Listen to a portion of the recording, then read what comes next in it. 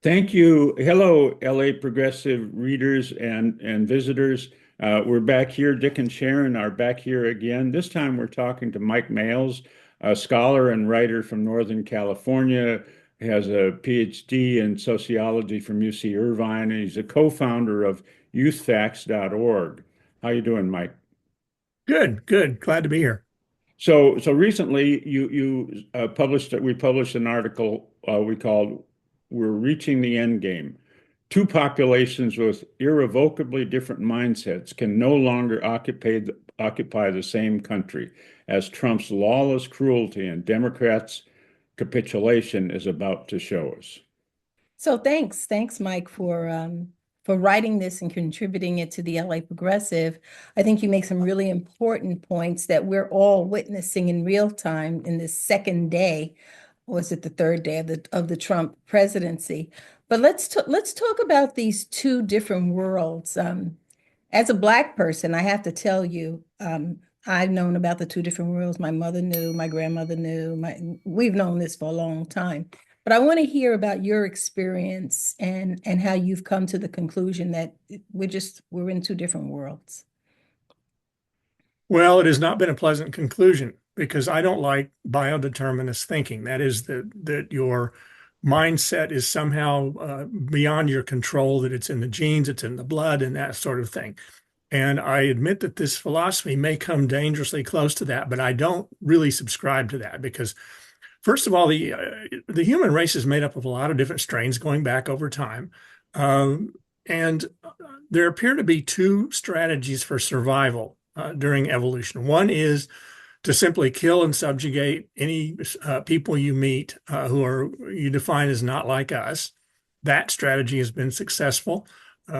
And the other is to, hey, let's trade, let's negotiate, let's intermingle, let's intermarry, let's integrate with these new populations we meet. And that strategy has also proved successful. So I think these two strains of thinking, and they're clearly not genetic because families will have different ways of thinking within the same family. I mean, there are families that are split over support for Trump, for example. So I don't think it's genetic and I don't think it's biodeterminist. I think there is something else going on here that we really don't understand. Because when you get right down to it, we really do not understand. Progressives do not understand how anybody could vote for Donald Trump. And it's clear that Trump voters do not understand how anybody could not vote for Trump. So, and again, in between, there might be 10%. We're really down to an end game in which there's very little middle ground. Yeah. And do you think that it could be something as simple as we are informed by very different sources of information? I think that's exacerbated. I think this has always been around because uh, I guess you could say in the past we were too. But for instance, I think most people have trouble understanding how a lynch mob, even in a southern town, could function. It can go into a house, tear people out of their beds, and kill children and hang people and that sort of thing.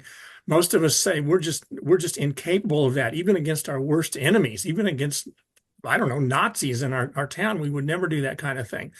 And yet these people, these lynchers were supported by a majority, large majorities of their Southern communities, tacitly supported, not actively in most cases, but tacitly supported.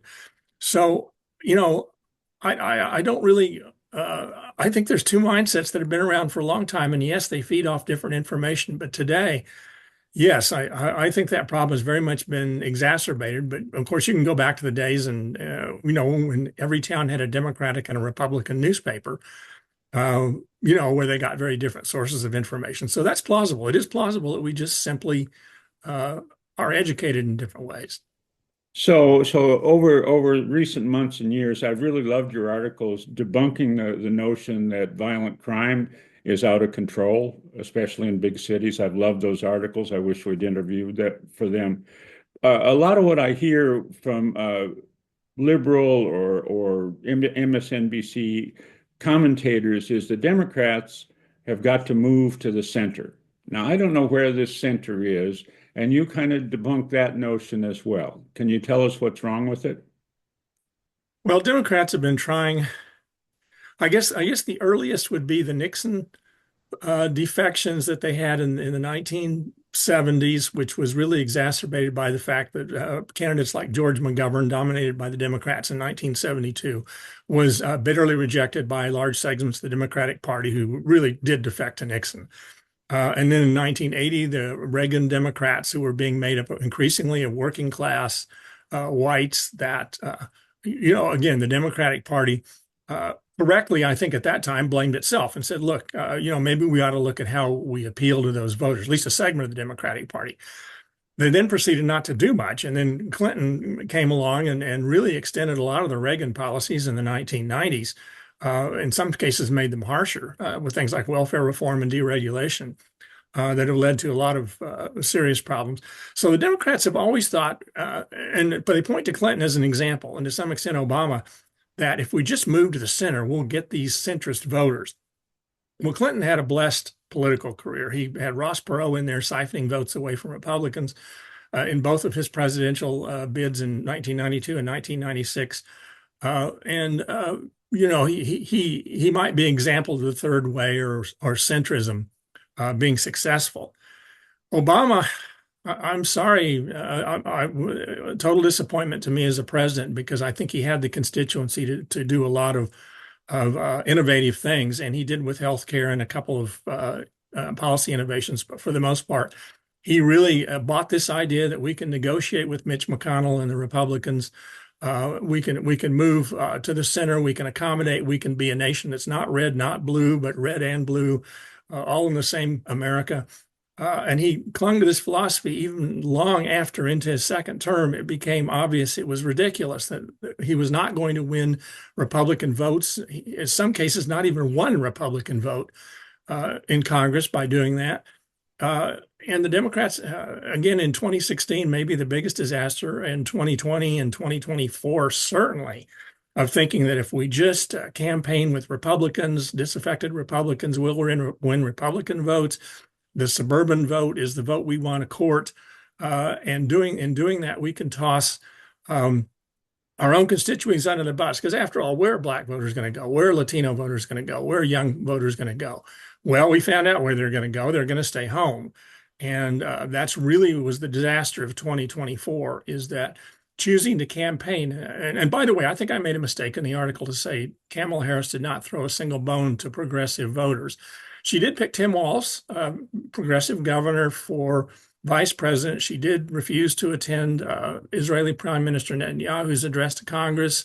It looked like at the beginning she was going to be moved in a more progressive direction from the Biden administration. And there was some hope there. And she actually generated a whole lot of enthusiasm at the beginning. And then I think her own lack of confidence. I mean, we're all aware of Kamala Harris's strengths and weaknesses in California. I think her lack of confidence caused her to bring in a lot of Biden people that said no, no, no, and a lot of the traditional consultant class that represents a lot of the wealthy donors. And they said, basically, you can't go in that direction. You have to move to the center. And from there on out, she was really insulting to progressive voters. Refusing to accommodate Palestinian representation in any way in her campaign. And again, that's just frankly racist to say you can't participate in our campaign because of your ethnicity. And sticking with Biden on Gaza and campaigning with Liz and Dick Cheney, really, I think it just cemented the choice of millions of former Democrats and potential Democrats to stay home and not vote for her. So, I think this move to the center has been a disaster. What the Democratic Party needs to do, and I'm far from the first person to say this, is move toward its base, its traditional base of, I want to say a traditional base of young voters, Black voters, immigrants, which have been sorely abandoned by the Democratic Party. And that's probably their ticket. And if you like, I'll get into what I think the Sanders potential was. Yeah, I love the part about Bernie Sanders. Why don't you tell about his experience, the experience he had in Oklahoma, and how that could have informed Democrats. But what we've seen is this consultancy class is the big proponent of moving to the center, and they also don't want to hear a word from Bernie. I think that's true. In fact, I can't remember the progressive who said it, but the consultant class of the Democratic Party is more comfortable with Donald Trump as president than they would be with Bernie Sanders. Right. And as shocking as that sounds to me, when you think of all the things, look at the first couple of days here of Trump in office. How could uh, even the most conservative Democrat support 90% of what Trump is doing here? But I actually think that's true because Trump is not going to disturb the moneyed class that the Democratic Party has come to depend on every bit as much as the Republican Party. But the thing that was shocking to me in Oklahoma, and I was genuinely shocked by this. I grew up in Oklahoma. I grew up half in rural Oklahoma and half in Oklahoma City. And the county I grew up in is a very conservative, red-leaning, now red-leaning county. It used to be, a Roosevelt Democrat county, very racist, but still progressive in its economic thinking.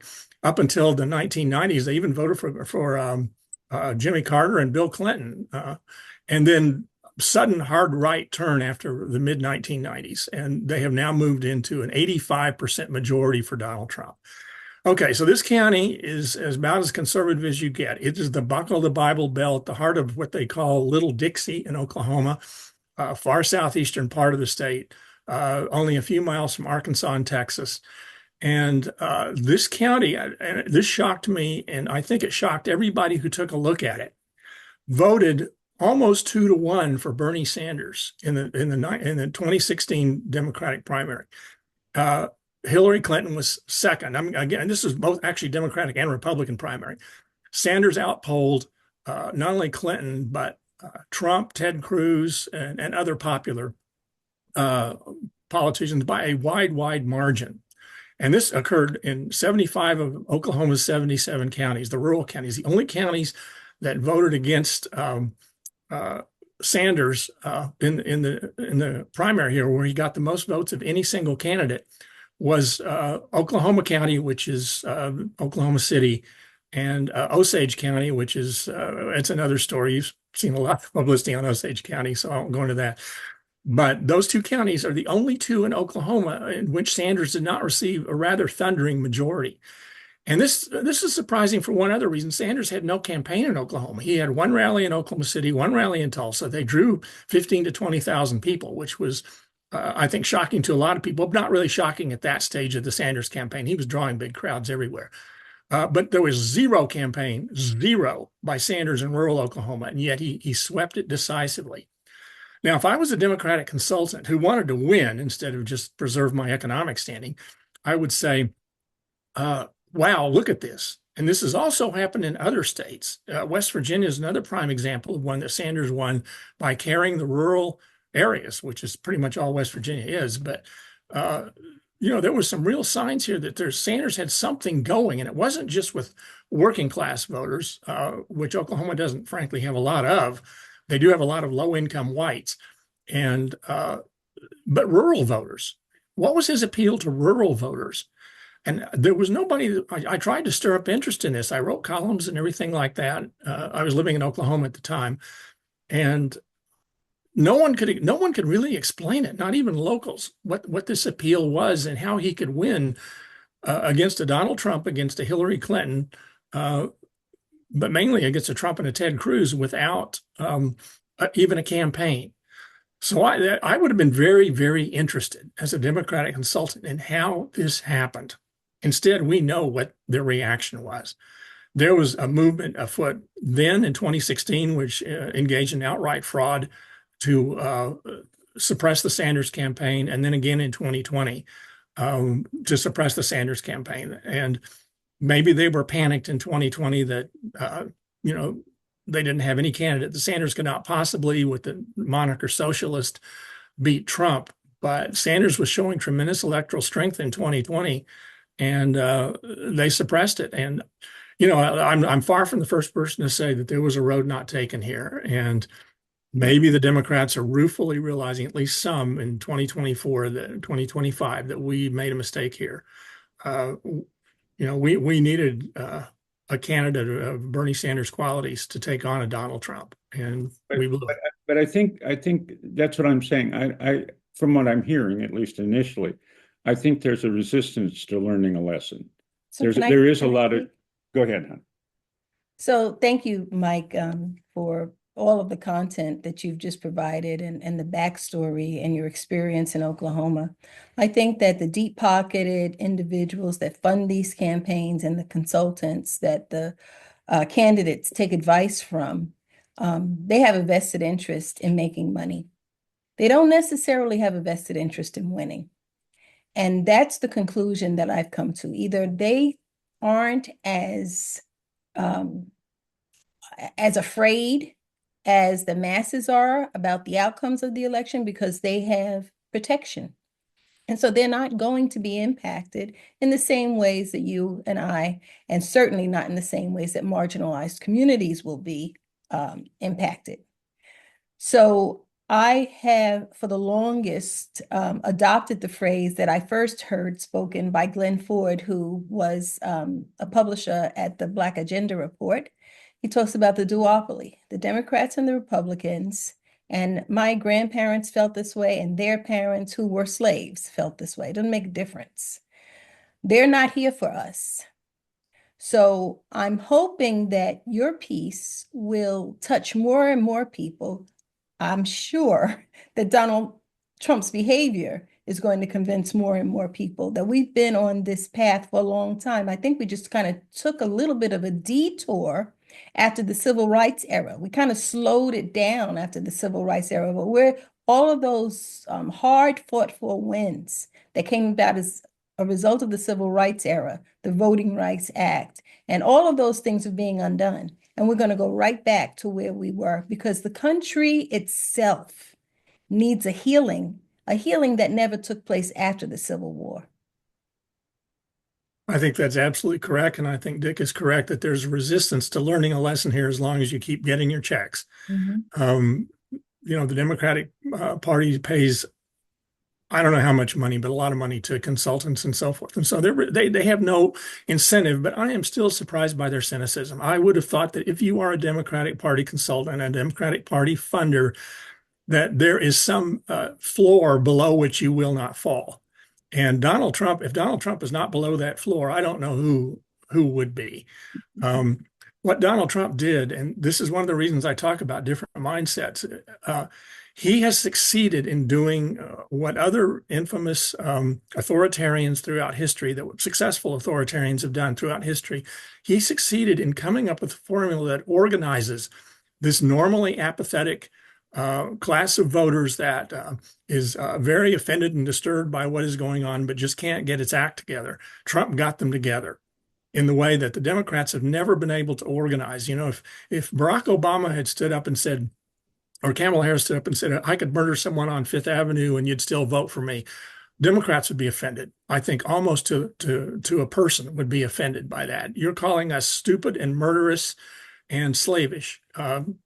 Sorry to borrow the term. But we're not that type. We don't just go along with anything you want to do. Trump voters cheered and proved him right, time and time again. And Trump's campaign, we talk about the failings of Harris's campaign in 2024, but Trump's campaign was absolutely disgraceful. I mean, the kinds of things he said, during the debate, they're eating cats, they're eating dogs, when he was talking about Haitian immigrants. You just point to 500 different statements he made that were instantly disqualifying. And yet 77 million people voted for him anyway. And he has organized this population, which I hate to say it, but Jerry Falwell may have been right in the 1980s that there is a silent majority.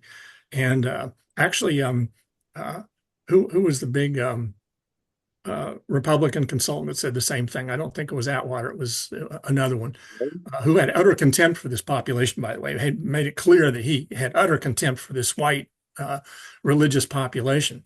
Said, that's where Republican victories will come from, is the white population. And those few minorities who will and young people who will ally with the white population. It's a small percentage, but it's enough. And sure enough, Trump proved that he won the popular vote in 2024. Although I do point to a very weird statement that he made. He told his rallies over and over, "You don't need to vote for me. You don't bother to vote for me. Don't get out there and vote for me."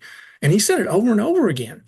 And I Right. thought, what does he mean by that? And why isn't the press onto this and asking him, what do you mean by that? Because the polls, both internally in the Republican Party and nationally, were showing a dead heat. And here Trump was telling his people, I don't have to bother to vote for me. Weird. It could just be another weird thing he was saying. But Trump has succeeded in organizing a population that is now very menacing. And we're seeing the results. We're seeing the results almost every hour of every day now. Well, your piece also gave a lot of hope. You know, when you talked about Oklahoma and the appeal of Bernie Sanders. So that means that people can be reached if you talk to the issues that impact their lives. I mean, Trump is appealing to the angry mob type of crowd. Right. But there are those who, like Bernie Sanders, who has he doesn't belong to the Democratic Party, so he appeals across the aisle to people who need to pay their mortgage and need health care insurance and need to have child care support, to average everyday people. Most Americans need those things. So we do have an opportunity to do that, but the Democratic Party just, well, the people need to get the Democratic Party out of the way because the Democratic Party has not been a source of solutions, the kinds of solutions we need. There's no reason on earth that the United States should be the only Western country that doesn't offer universal health care. Absolutely correct. And I think Bernie Sanders, in many ways, we underestimate what a remarkable figure he's been in American politics, that he can take, and again, sometimes it takes him an initial misfire to come to the right position. I've seen he listens to the right people. That is, whoever is around him and says, Bernie, you can't just say everybody can have a gun just because people in Vermont might think that way. And you can't disparage Black Lives Matter. You know, you've got to understand where they're coming from. Or you can't just stand up for Israel, which was his initial position. Even if you have qualms about it, you got to come out full force. And in all cases, he's come to the right conclusion within a matter of days. And he's not afraid to admit, hey, I got it wrong the first time. So he's really remarkable. And then he can take fairly, well, for America, radical positions. They wouldn't be radical in France or other Western countries, but they're radical here. He can call himself a socialist, which was supposed to be the third rail. And he can win massive amounts of votes in rural Oklahoma and rural West Virginia, and also quite popular with the working class voters, as he showed in some other states. I think Michigan was a prime example. So he's been a remarkable figure, and for the Democratic Party to look at him as an enemy, as something that's as a stumbling block to kick out of the way, and to marshal all their resources to defeat him, and that was just remarkable to me, and it really lent credence to whoever said the Democratic establishment prefers Trump to Sanders. And that's because their pockets will continue to get lined under Trump. But Sanders poses a real threat precisely because, as you said, he appeals to the constituency that wants a fairer deal, really the resurrection of New Deal Democrats. That's what they fear the most. And again, I never thought they would be this cynical. I'm just getting surprised. I'm 74 years old and I get surprised, unfortunately, in very negative ways lately. But yes, I think there is hope. I think there is possibility. Maybe AOC, with her bitter experience of trying to kowtow to the party briefly at the convention, maybe her bitter experience afterwards of just getting stomped on by the party establishment has radicalized her. She certainly made some good statements. And again, we talk about radicalized. She was considered a radical in the United States, but would just be a normal left-wing politician in most Western countries. Maybe she's made some good statements lately and taking on some big money interests, and maybe she's the direction. I don't know. Right now, I'm still kind of reeling. Yeah, I think we all are.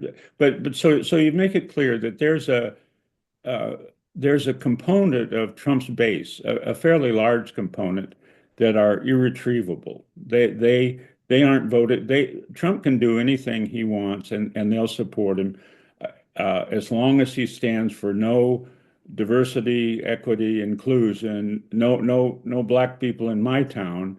It's okay if they're over in the next town, but no. So all this effort by the consultancy class to reach out to this middle class, this center, is wasted effort. So what should the Democrats do instead?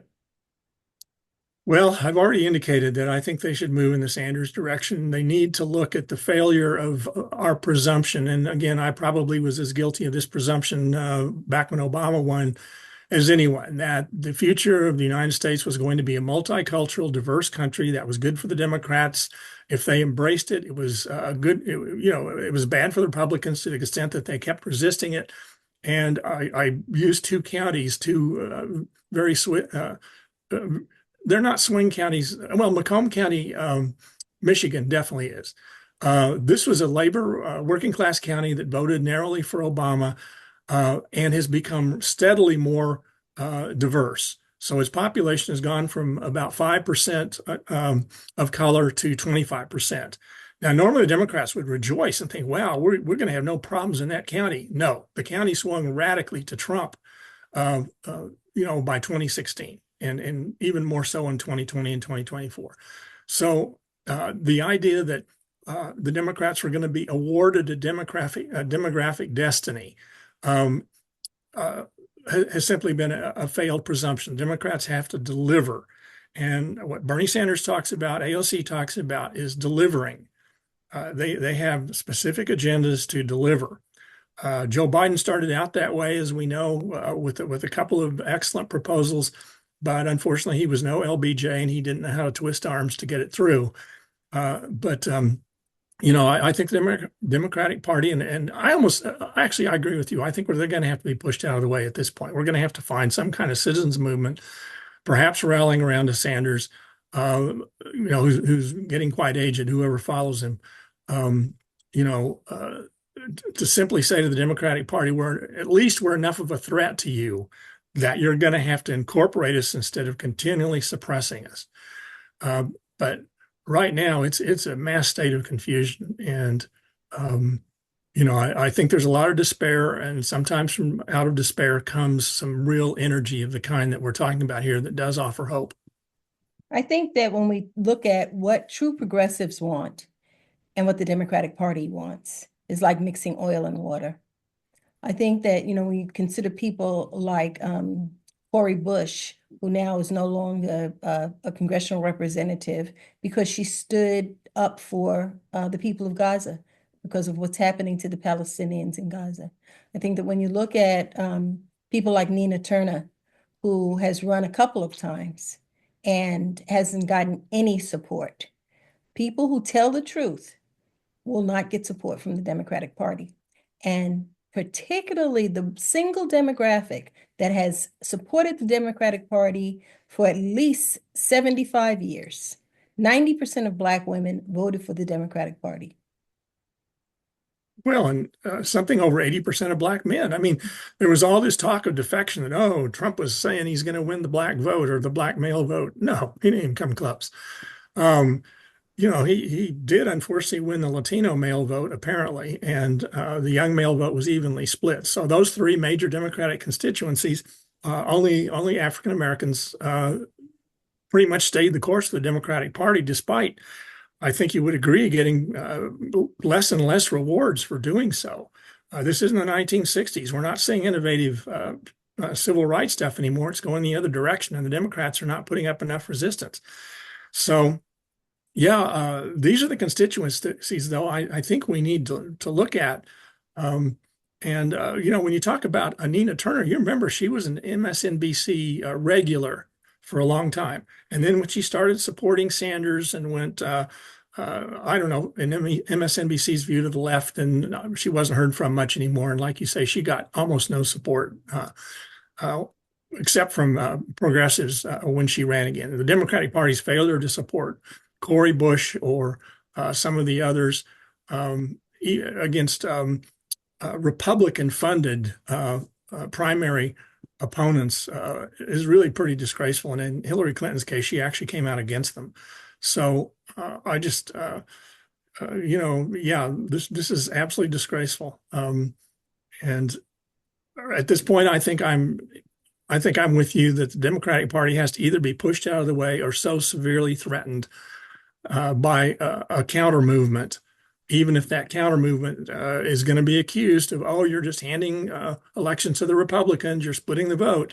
Well, Republicans weren't afraid of that. And I don't think Democrats should be afraid of people taking strong stances in the other direction. Well, thank you so much, Mike, for joining us for this conversation. And thank you for providing us with this content. We encourage people to go to the LA Progressive and to read Mike's piece. He's got some really great supporting statistical information. The name of it is We've Reached the End Game by Mike. And Mike, am I pronouncing your last name correct? Is it Males or is it Mollis? Males. Males, Mike Males, We've Reached the End Game. And if you enjoy the information that the LA Progressive consistently sends to you, please like, subscribe, join, and all that other stuff. We desperately need to get the progressive voice out there. We've got to come up against this tidal wave that is against us. So thank you, Mike. Thanks very much. Well, thank you. And thank you also for providing a forum for these views. Thank you. Thank So you. long. Thank you for sticking around. If you like the LA Progressive content and the discussions we have here, please consider clicking the subscribe button below and also give us a thumbs up.